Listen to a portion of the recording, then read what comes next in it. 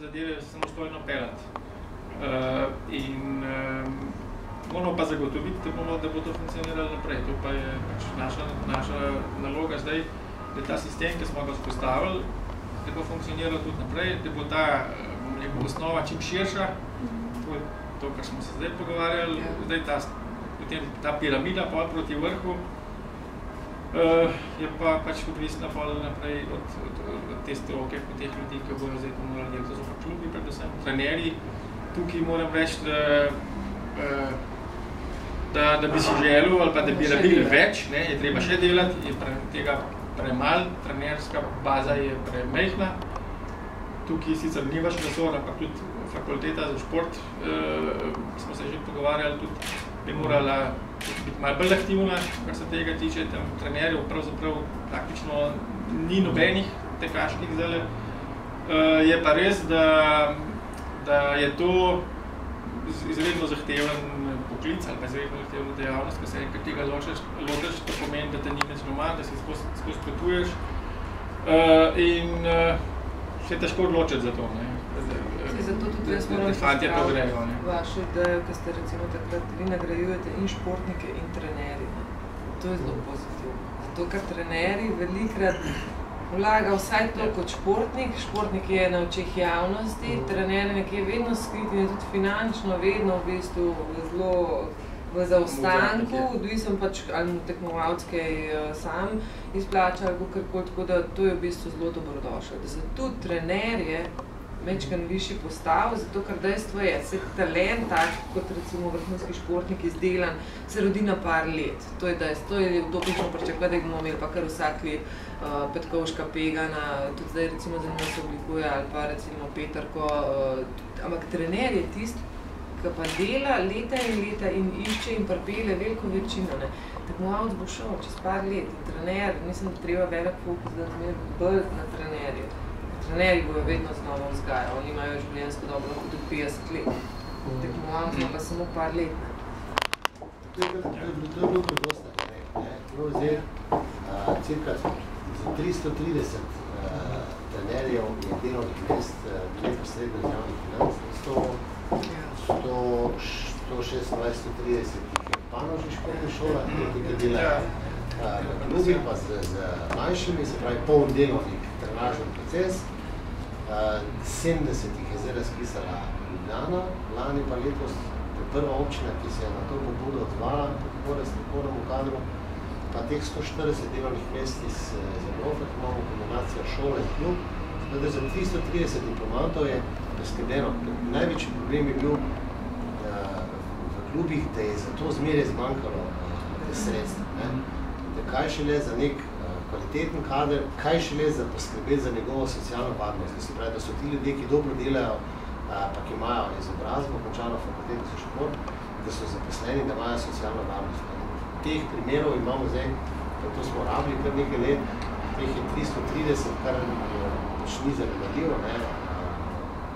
Čeprav pa tako, univerza da osnovo, in tukaj smo tudi mi se pogovarjali, ki je treba enostavno mečkam bolj pritisniti, saj nekatere, seveda tukaj se pojavlja po liniji nemanjšega odpora, dodatno izobraževanje. To pa zaradi tega, ker v svetu, jaz lahko govorim že za tek na smučeh, imaš več modelov treninga, en je skandinavski, en je ruski, in velikrat, ko nekdo konča fakulteto ali pa doseže en uspeh, jaz vse vem.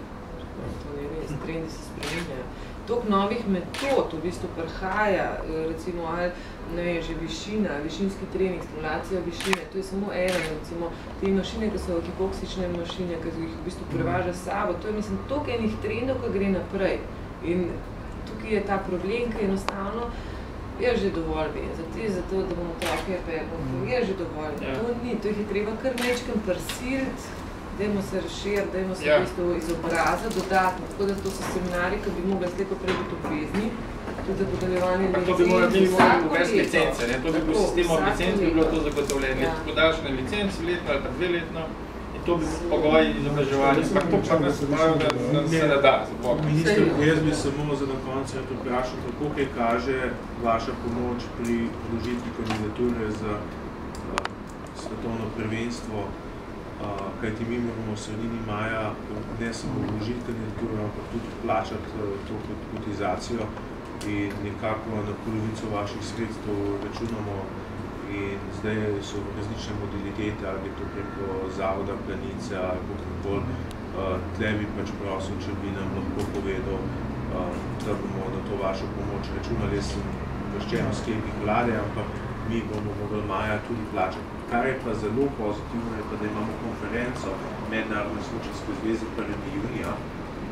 Tle se bomo potem videli, tako da je to idealno, da bomo to ubiranje steklo, ker ti, ki odločajo, bojo v Ljubljani prav v Portorožu. Mi smo se sedli z našim direktorjem, z Primožem, da iskali rešitve. Lažja pot je, pa lažje je podpreti formalno pri sami izvedbi, pri stroških, organizaciji, pri stroških. Nekaj alternativ je, da smo na vezi s vami. Marko, prej pa minister te res prošle za pomoč, ker dejansko od teh stanju pač finanski je na SZS-ju, je to neka stvar, ki enostavno jo nimamo v budžetih. Vemo pa, da moramo iti v to, mislim, moramo vino pametno, da gremo to in dajmo stopiti skupaj in ne reči.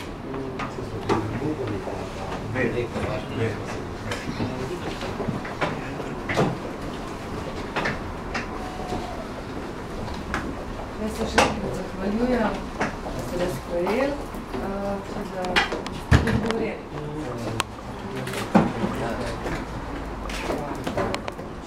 Zaradi tega sem se odločila kasneje in nadaljevač tudi, ker bom dokončala ga, hočem obdržati znanje. Če bi jaz dokončala 10 let, ne bi uporabila tega znanja. Najlepša hvala. Hvala. Svidenje, hvala. Čez pol ure, naslednje. Aha. Ja, z veseljem. A to že štejemo tista konta 10?